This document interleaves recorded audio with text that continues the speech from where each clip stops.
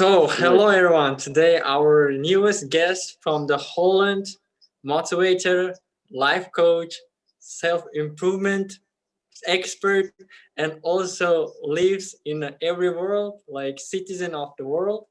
So, let's start. So, can you introduce me, like tell me about yourself to my audience? Yeah, most definitely. Thank you so much for your introduction. Not an expert, I think, but always learning on the journey. So I'm Niels Den Daas from Holland, indeed, and I'm a neuroscientist by training, teacher by heart, and a rebel by nature. And currently traveling in a van across Europe and going to Africa while serving and working as well, and working for Goodwill, helping people to become better together. Yeah, so that's what I do currently. Actually, I am. That's not fully true because I'm currently in Switzerland, which is not very much next to the sea. It's very snowy out here. Um, but so that's where I am. Good job. Very good. So, tell me about your studies. Where do you study? Like, how was your initial studies? Yeah, no, I did multiple studies. So I ended with a research master in neuroscience and neuropsychology, which is the study of brain and the behavior that people have. So I worked in hospital for a while as well. But I started off, let's say in high school, I was a really bad student. I really couldn't. I didn't work for me. I couldn't work in a classroom. I couldn't pay attention. It was horrible. I tried a random study afterwards and didn't see the light until a little bit later. I think when I was 21, when I studied psychology university, and there I really found my way more. You had a little bit more freedom. You could make your own schedule, go to class if you wanted, and that made for me that I was very motivated to do the best that I could. Yeah. Very good. So, what's your work experience? Where did you work so far? I have, I think, more jobs than I could recall here. So already before university, I had 10 different jobs. I worked in restaurants, bars, food delivery, but also in construction. I've been a mattress salesperson. I'm a masseur as well. I've been like everything. And but after university or during, actually, I started helping building a startup to help students prepare for their exams. So university students, I've been teaching a lot of statistics there as well and other courses and training a lot of teams. So at some point, I had 40 teams at the same time and grew that to the biggest educational network in Holland. And then I built another startup, which was more on helping companies to shape cultures and build a tool for teams to improve themselves continuously and really more inspire the world to play more. So often we see work as something we need to do, but we forget that play is a super vital component of work, especially if you need to keep creativity going. And what you see is that a lot of companies now in the crisis, well, they keep in survival mode and lose their way of innovation. So that's what I did. Then I did some, I gave educational leadership workshops in Nepal. That was something completely different. And then I ended up at Goodwill. Yeah, very good. Very good. Long journey, huh? So, what's your future plans? Oh, my future plans. Yeah, first, uh, as a head of community at Goodwill, continue to shape that role and to see how we can make more impact in the daily lives of youth around the world with the programs that we're running. And it's still something I'm very much passionate about. Other future plans for me are definitely creating another project for people to also reach their full potential. I love what Goodwill is doing. It's somewhat more on the high end level sometimes. I really like to be hands on with people as well. So more on the coaching side or organizing retreats and these things. So there, I really want to do a side project and build on that as well while traveling. But that idea has to shape so how I want to do it. And I definitely want to have some involvement in shaping education as well. But I'm gonna take the time in the next few weeks to let these ideas settle a little bit in the holidays. Yeah. Good job, man. So let's move on to our main like experience you had, like van life. Tell us about like what is advantages, experience, like how you find the good surfing places. Let's go. Uh, oh man, I think VanLife is the most Instagrammed kind of hashtag there is in the world, right? Bikinis, hot sun, drinking every day, party, party, and it's not that. It's really not that. Depending on how you travel, right? Van life for me is absolutely amazing. Just as context, we went van lifing at the end of summer, and we are, in Europe in the more rainy parts as well. So I think in the first month we had some sun, and it was really good. But afterwards we had, major rainfall continuously. It was also really cold, freezing in the night sometimes. We don't have a radiator. It's a very basic old Mercedes-Benz 209D for the experts here. Doesn't have shower or toilet as well. So we are confined in campings. Um, so every day is can be a challenge, especially when you also work. So you have to find Wi-Fi. So just to give you an example, I did a lot of speaker sessions at the beginning when we did Van Life, and at some point the Wi-Fi just wasn't working. So I ran literally half a kilometer to it next town, bare feet with my phone to find some 4G. I was really a 4G scout to get my my work going, my speaker session going. Um, and that's in the combination I think of work and fan life is more of a challenge. But it's all worth it. It's in the end all about a conscious choice that you make how you want to live life. And for me, the move is something I value very much. And to be close to the sea, to be able to get into the sea if I want to surf. Not that I'm a surfing expert, but I do enjoy it a lot. And in the end, I wish for everyone to be able to make choice in life of how they want to live life and how they value that the most. I think it makes for happy people, and yeah, and thereby it is just a very nice feeling to have that you at least experience for a little bit that you could live life as you portrayed it. Yeah. So yeah, that's fan life till this far. And how you find a good surfing spot, you ask? Oh man, yeah, you have something called Magic Seaweed. That's an application that everyone uses to find surf spots. But also, if you're somewhere, if you landed somewhere, just chat up with the locals and ask them, hey, where is it good surf?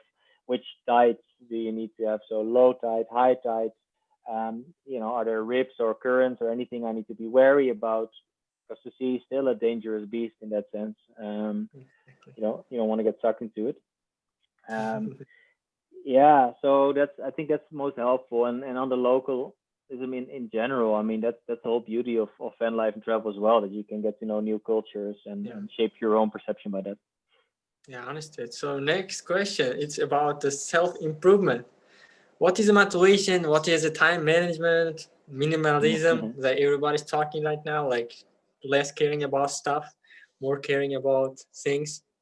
So what is the other stuff you are like view on the self-development? Oh man, yeah, this is a big topic. I mean, we can do a whole session just like hours just this. You know, I think when I also started the journey as an entrepreneur, there's a very big focus on self improvement, self development. You feel you have control over life in your own hands, and you start your journey through all the self development books that there are. I mean, the wide plethora of books that you have there, hundreds and hundreds, and they all say the same. I mean, philosophers throughout history, starting from Aristotle, he has already written about self-development. And I must say it's very overwhelming. So for me, in the end, the reason why you want to self-develop is for me a very very important one. Do you want to develop yourself because you think it's cool, or you think you have to be more productive and more effective? Or for me personally, with Socrates saying an unexamined life is not worth living. For me, I think a more important one. So why do you want to self-develop? Is just to examine your own life and see how you can improve or shape your life in a better or a way that suits you more. To come back to your question on what is motivation, on a neuroscience level, motivation is when you get a dopamine shot in your ventral tegmental area, which is the area with all the receptors for dopamine, which gives you a good feeling. Hence, you want to do the behavior again. But how you kickstart motivation is it's something it's something that everyone strives for, and I think I align myself with a lot of other motivational speakers now say that motivation is bullshit. Motivation doesn't really exist, and it's never there when you need it. No one wakes up in the morning thinking like, today I'm gonna clean my room because this is the day. Yeah, you might have it once in the year, but that's how it starts. And what we see is that motivation actually starts the moment when you took a little step, a small step towards something. You don't even have to experience success, because that's often what they say as well. Yeah, you experience success and you get hungry for more. That for me is also nonsense. Sometimes it's just a mere act of taking a first step and just getting into it, which makes it easier to take a second step and a third step. So instead, what I also always say to people that ask me also and start morning routines is, how you do that, and is to not focus on how it makes you feel. Every day when you wake up and you want to start a morning routine of jogging, you're not gonna like it. It's gonna suck. Like, really, you're gonna wake up earlier. Your body's not used to that. You need to do something. Your body's like, no, I'm dying. So don't focus on the actual fact that it makes you feel good or not in the moment, but focus on whether you can complete it or not. So set the challenge for yourself for a week, and at the end of the week, then also assess for yourself how did it go and readjust. So, yeah, that's from my side for motivation. And on the other side, motivation is also, I think, what I think is super important for people to understand is that there's a big difference in internal motivation that we have and external.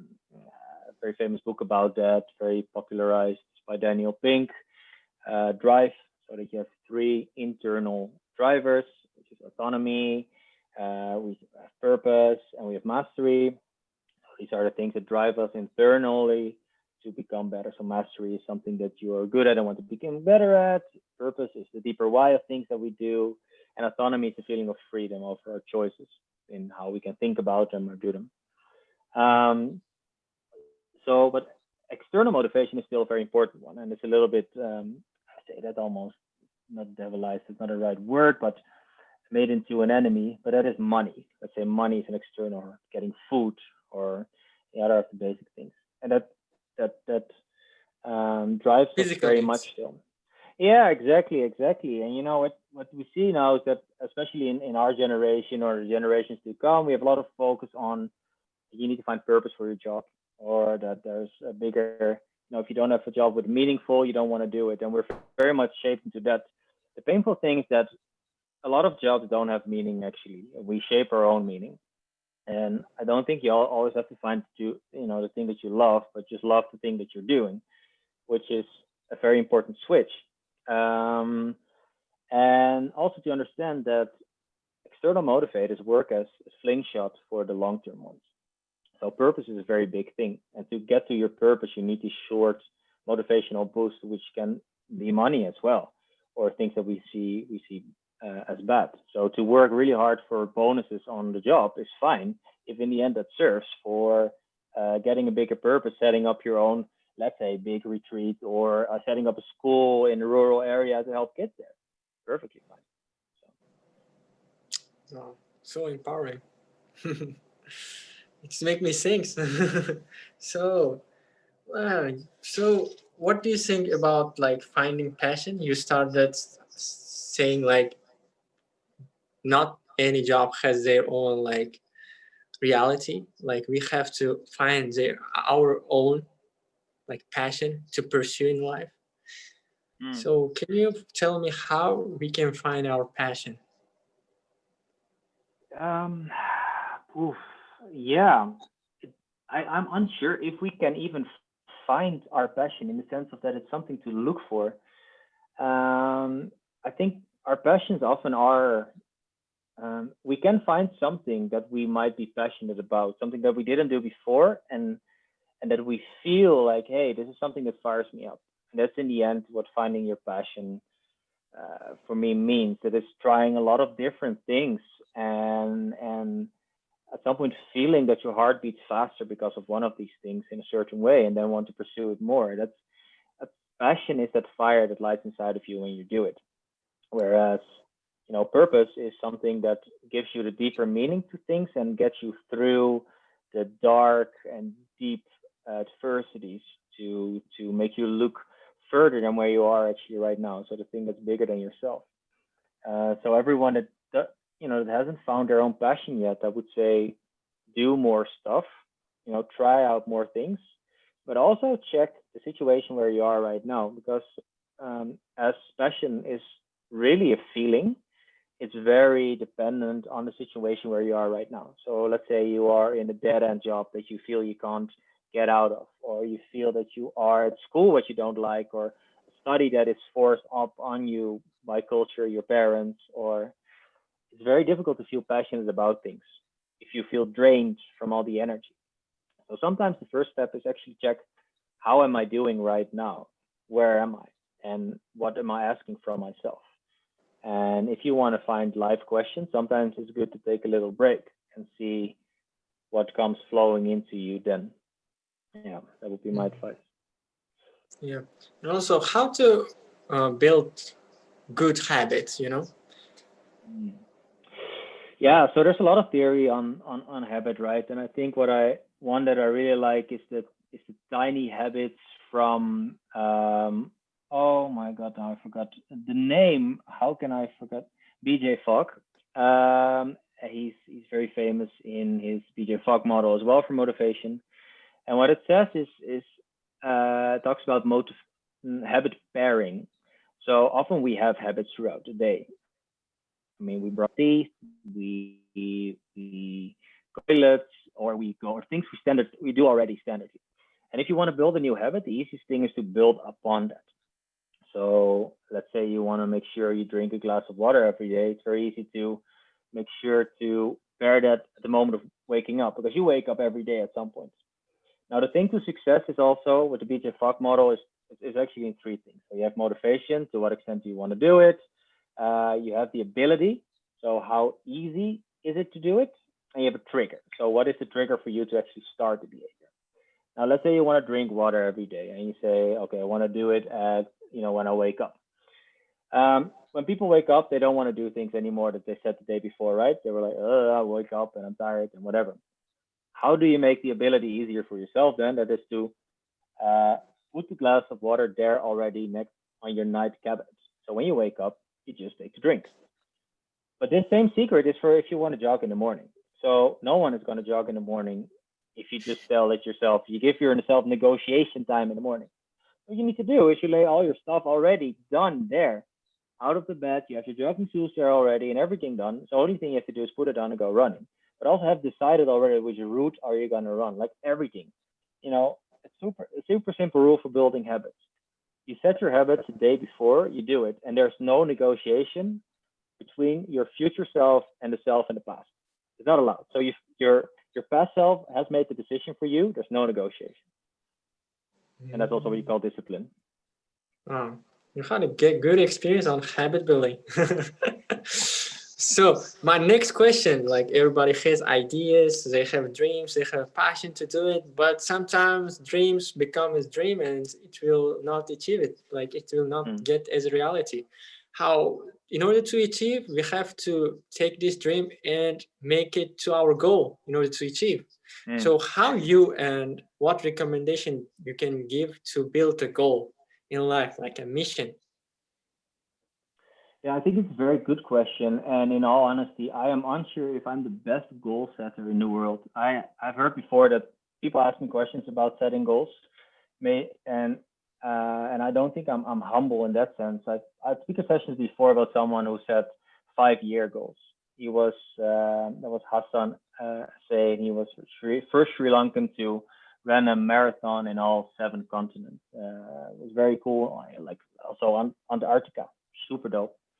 And he set a 5-year plan for himself on wanting to become the first one, on getting a university degree, and getting a wife. And people laughed at him, when it was at the beginning when he set all those goals and was still in university. He was like, yeah, lol, no one believes you. And he did all of it. He did all of it. So what he did is he set those goals, 5-year plans as end goals, and then backtracked from, okay, what do I need to do to reach those goals? Now there's a difference for me personally, in some goals that you want to set. So if it's on a physical level, it's, I find it personally a little bit easier as it's tangible what you have to do. So if you say, okay, I want to run a marathon next year, there's a lot of training programs that can help you to coach you through that year of training. It just means that you have to do it and have the discipline to get out on the street, on the sand, on the grass, or whatever, and just run, right? But for having a successful startup, a lot of dreams build upon that, or building a community, or whatever goals it is.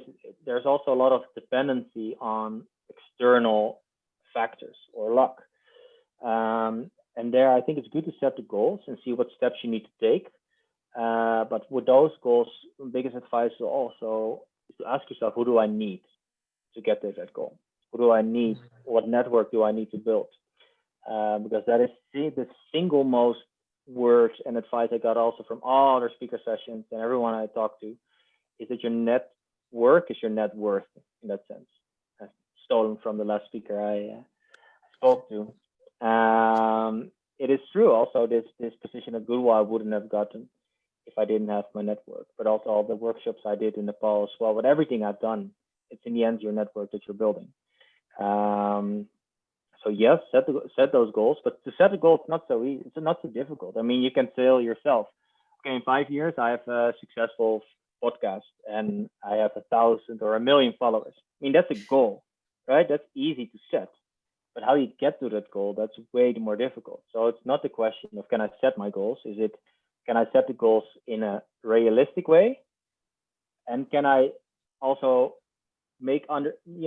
do I understand which steps I need to take? Because that's the whole trouble. We don't see what steps we need to take. That is the whole puzzle. It's not the goal setting. Yeah, you're right. Yeah, it was like very meaningful. So my last question is like, what is happiness for you?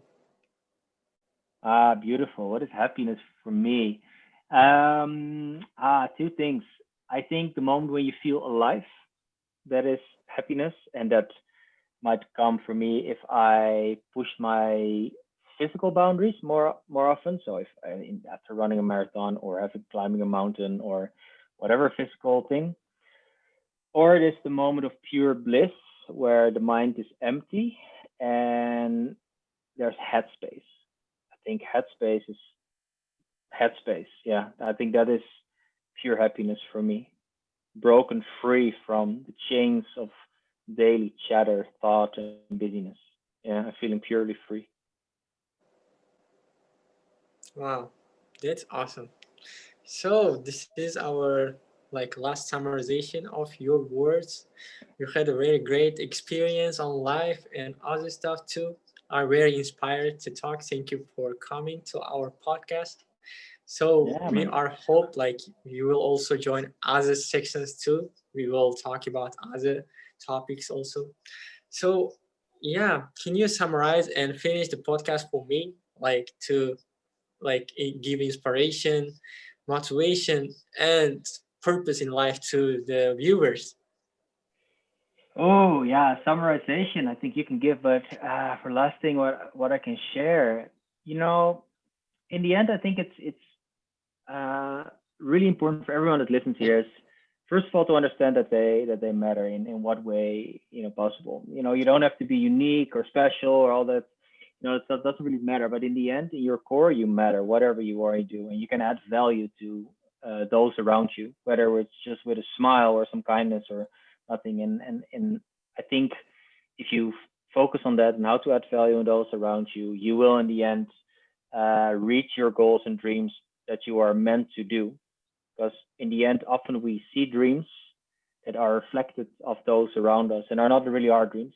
And when we go back to our core and learn who we are truly and not who we're not, we become truly happy. Yeah, thank you so much. Thank you. Guys, don't forget to like, subscribe to the YouTube channel. We have like a lot of good videos coming with also educational topics too. So thank you, Nelson. So good to meet you, and your advice were very powerful and practical. Thank you so much for having me. I'm very excited. Good job. Thank you.